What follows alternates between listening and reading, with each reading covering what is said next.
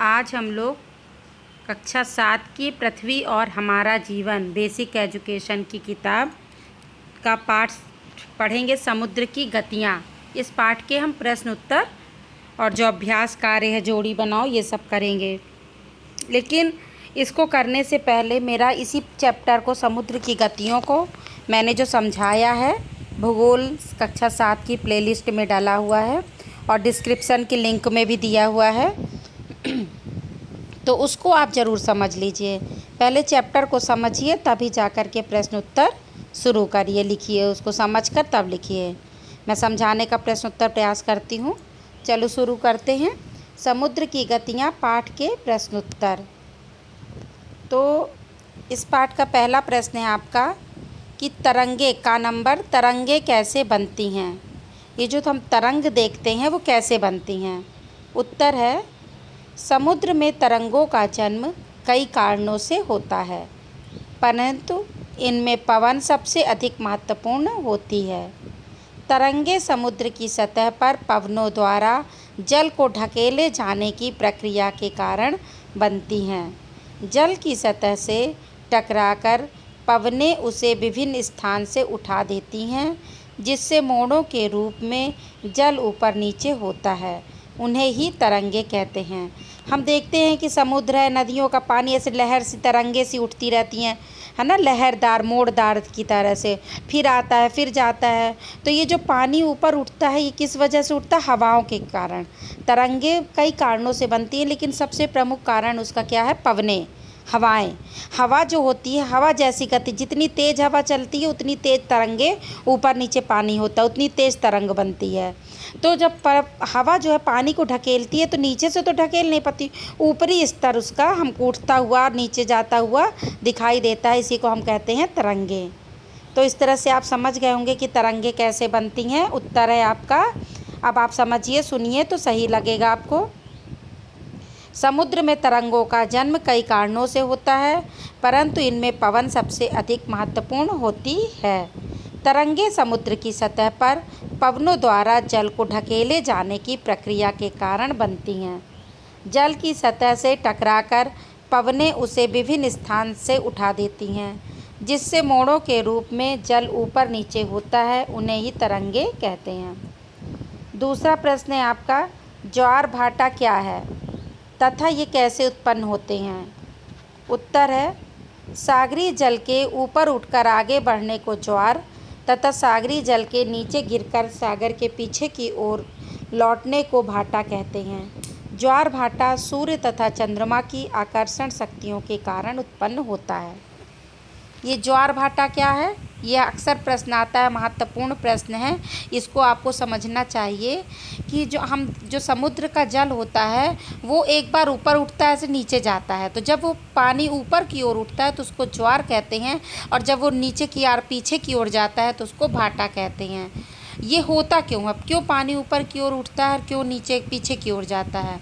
तो ये सूर्य और चंद्रमा की आकर्षण शक्ति लगती है, उसके कारण जितनी तेज आकर्षण, जैसे पूर्णिमा उर्णिमा होती है, उतनी तेज पानी ऊपर उठता है। तो ज्वार भाटा उत्पन्न होने का मेन कारण है सूर्य और चंद्रमा की आकर्षण शक्ति। तो आप उत्तर इस तरह से बता सकते हैं कि सागरीय जल के ऊपर उठकर आगे बढ़ने को ज्वार तथा सागरीय जल के नीचे गिरकर सागर की ओर पीछे लौटने को भाटा कहते हैं। ज्वार भाटा सूर्य तथा चंद्रमा की आकर्षण शक्तियों के कारण उत्पन्न होता है। ये आपके दो प्रश्न खत्म हुए। तीसरा है आपका प्रश्न, महासागरीय जल की गतियों के नाम लिखिए। महासागर का जल जो है वो कितने तरह की गतियाँ करता है, उनकी गतियों को नाम दिया गया है। तो उत्तर है, महासागरीय जल की गतियाँ इस प्रकार है। पहला, लहरें। पहले सागर में लहरें, हम कहते हैं लहरें उठ रही हैं, लहरें आती हैं आगे को फिर पीछे को। दूसरा है गति उसकी ज्वार भाटा, है ना, अभी हमने आपको बताया। तीसरी, धाराएं। कहीं भी धारा एक अलग निकल जाती है, समुद्र की धारा कहीं निकल जाती है तो धाराएं उस तरह बांटी गई हैं। फिर एक सुनामी, तूफान जो आता है समुद्र में उसको सुनामी, वो भी एक बहने की गति है, पानी के जल के बहने की। तो इस तरह से महासागरीय जल की जो गतियाँ हैं वो 4 प्रकार की हैं: लहरें, ज्वार भाटा, धाराएं और सुनामी। छोटा सा उत्तर है, आप आराम से याद कर सकते हैं और समझ सकते हैं। चौथा है, ये सब चीज़ों की कल्पना कर लीजिए। जब एक पानी को, समुद्र को ऐसे ध्यान से देखते कैसे चल रहा है, तो आपको ये जल्दी जल्दी याद होते जाएंगे। घ नंबर प्रश्न है आपका, प्रशांत महासागर की 5 प्रमुख जल धाराओं के नाम बताइए। तो देखिए अभी जल धारा उसकी बताई गई थी, तो प्रशांत महासागर की धाराओं के बारे में अब पूछ रहा है आपसे। तो 5 धाराएं हैं जो प्रमुख हैं। एक है क्यूराइल की धारा, दूसरा है क्यूरोशिया की धारा, तीसरा है उत्तर विषुवतीय रेखा धारा, चौथा है दक्षिण विषुवतीय रेखी धारा, और 5वां है पीरू की धारा। तो ये सब आपको चैप्टर में बहुत अच्छे से समझाया गया है, उसको ज़रूर से समझ लीजिए। चैप्टर समझने के बाद आप प्रश्न को करेंगे तो आपको रटना नहीं पड़ेगा। तो ये 5 धाराएं हैं, इनके नाम भी आप लिख करके याद कर लीजिए। ये आगे आपको ये सब पढ़ाई आगे जाकर के बड़ी क्लासों में फिर पढ़नी पड़ेगी, कंपटीशन एग्ज़ाम में पढ़ना पड़ेगा, इसलिए आप इसको शुरू से ही अच्छे से पढ़िए। अंगा नंबर है आपका, अटलांटिक महासागर की 5 प्रमुख जलधाराओं के नाम लिखिए।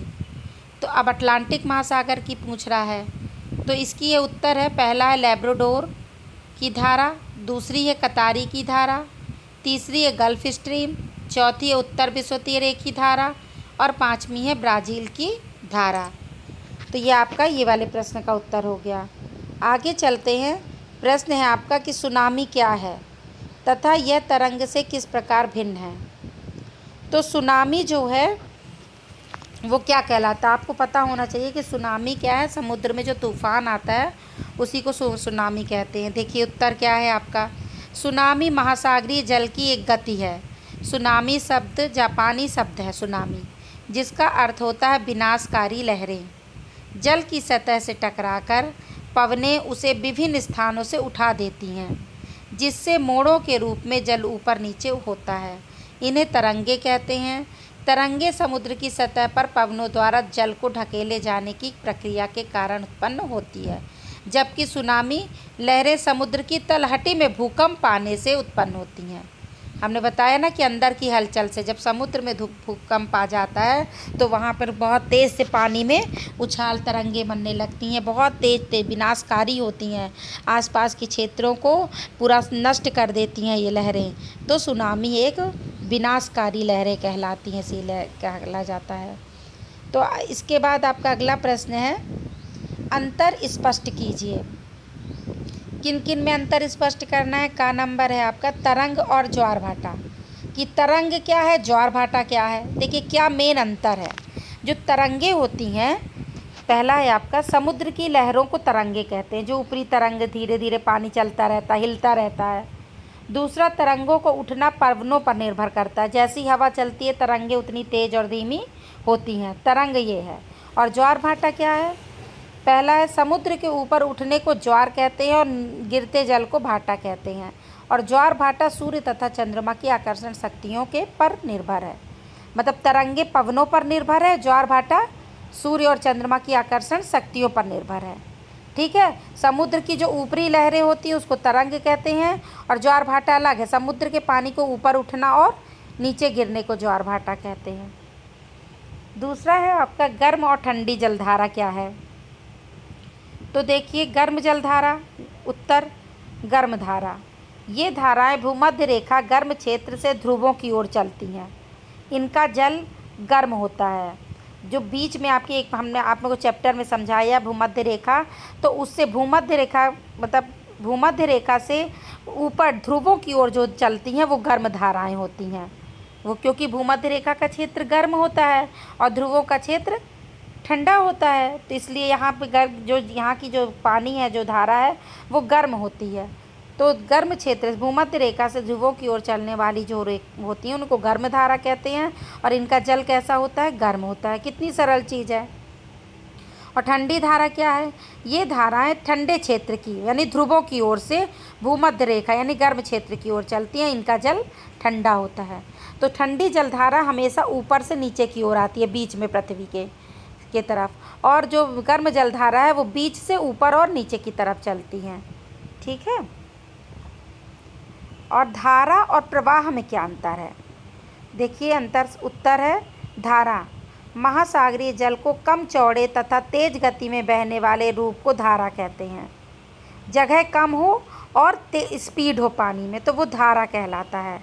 इनकी गति लगभग 2 से 10 किलोमीटर प्रति घंटे होती है। और प्रवाह क्या है? महासागरीय जल का एक चौड़े तथा धीमी गति में बहने वाले रूप को प्रवाह कहते हैं। जब धीमा धीमा बहुत विस्तृत क्षेत्र में पानी धीरे धीरे बहता है तो कहते हैं जल का प्रवाह है, धीरे धीरे। और धारा आपको तेज़ से निकलती हुई स्पीड होती है उसमें।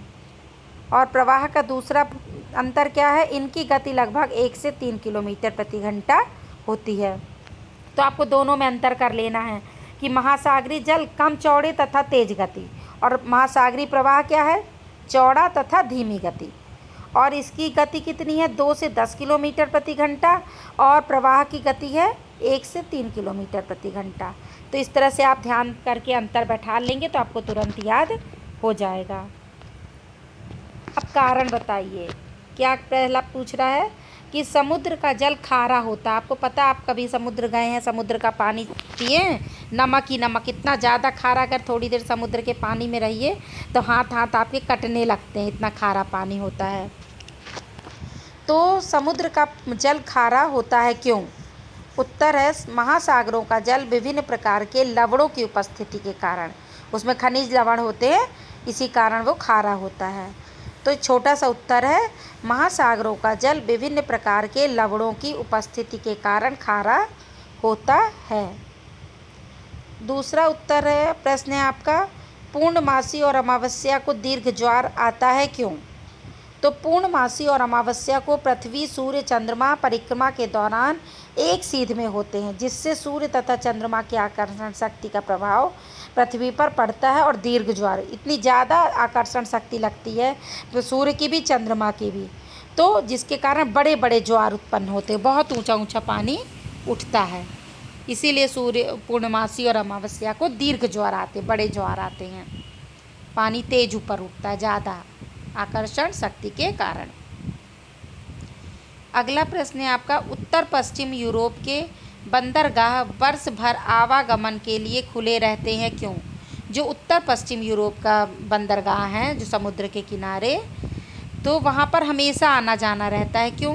उत्तर है गर्म हवाओं के प्रभाव के कारण उत्तर पश्चिम यूरोप के बंदरगाह जो होते हैं वो वर्ष भर खुले रहते हैं, साल भर वो उनमें काम रहता है। ये नहीं कि ठंड पड़ गई तो, क्योंकि वहाँ से गर्म हवाएं आती रहती हैं तो वो क्षेत्र ऐसा रहता है कि आदमी रह सकता है वहाँ पे, ज़्यादा ठंडा नहीं हो पाता। बाकी तो यूरोप ठंडा हो जाता है, इसलिए वहाँ साल भर काम होता है, साल भर वर्ष भर खुले रहते हैं। घ नंबर है आपका, मुख्य मत्स्य क्षेत्र वहाँ पाए जाते हैं जहाँ गर्म और ठंडी जलधाराएं मिलती हैं क्यों? जो मछली उत्पादन, प्रश्न पूछ रहा है कि जो मछली के बड़े बड़े केंद्र पाए जाते हैं ये वो उन जगहों पर पाए जाते हैं जहाँ पर गर्म और ठंडी जलधाराएं मिलती हैं। हमने आपको बताया कि जो नीचे से बीच से पृथ्वी के ऊपर ध्रुवों की ओर जाती हैं वो गर्म जलधारा हैं, और जो ध्रुवों से नीचे आती हैं पृथ्वी के बीच में वो ठंडी जलधारा हैं। तो ये दोनों जहाँ पर मिलती हैं गर्म और जलधारा, वहीं पर मछली के बहुत बड़े बड़े केंद्र पाए, वहाँ बस मछलियों का उत्पादन होता है। तो क्यों होता है? उत्तर है आपका, जहाँ गर्म और ठंडी धाराएं मिलती हैं वहाँ मछलियाँ बहुत अधिक पाई जाती हैं, क्योंकि यहाँ प्लैंकटन नामक घास उत्पन्न होती है जो मछलियों का मुख्य भोजन होती है। उनके मछलियों के जीवन जीने के लिए जिन चीज़ों की आवश्यकताएं होती हैं वो वहाँ पर ज़्यादा अच्छे से मौजूद होती हैं, इसलिए वहाँ ज़्यादा बड़े क्षेत्र में मत्स्य उत्पादन क्षेत्र होते हैं। प्लैंकटन नामक घास वहाँ पर होती है।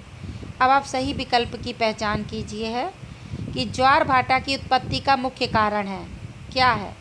चंद्रमा का गुरुत्वाकर्षण बल, बा नंबर है ना। मीठे जल का संबंध किससे है? नदी से, क्योंकि समुद्र का सागर का जल बहुत खारा होता है, तो नदी में चिन्ह लगाएंगे और उसमें चंद्रमा का गुरुत्वाकर्षण बल में लगाएंगे। इस तरह से ये पाठ आपका समाप्त हुआ। इसके प्रश्न उत्तर, इसको चैप्टर को समझना मत भूलिएगा। उस चैप्टर को पहले लिंक डिस्क्रिप्शन बॉक्स में भी दिया है, प्लेलिस्ट में भी मिलेगा इस टॉपिक का, कक्षा 7 का, उसको देख करके उसके भी फ्लिक्स क्यूज बना हुआ है, क्यूज भी दीजिए तो आपको बहुत अच्छे से चैप्टर समझ में आ जाएगा। जो भी दिक्कत हो कमेंट्स करके ज़रूर बताइए। धन्यवाद।